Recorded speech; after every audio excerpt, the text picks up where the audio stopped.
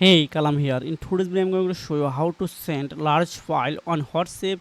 So I use this WhatsApp account on my Android phone. Now you need to select which person you want to send. Now I have a secret way you can send up to 2 GB file at once. So first, now click on this icon. Again, click on document. If you select document, you are able to send up to 2 GB. But if you select gallery, you are able to sending maybe 25 MB or 50 MB. I don't know actually. But if you select document, you are able to send up to 2 GB. So I select this one.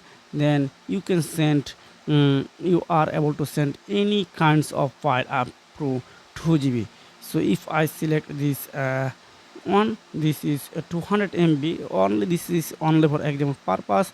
Now click on send. Wow, it's already sending to this person. So this is the method how you can send large file on WhatsApp. So if you found this video helpful for you, make sure like and subscribe the channel. So you can take care. Goodbye.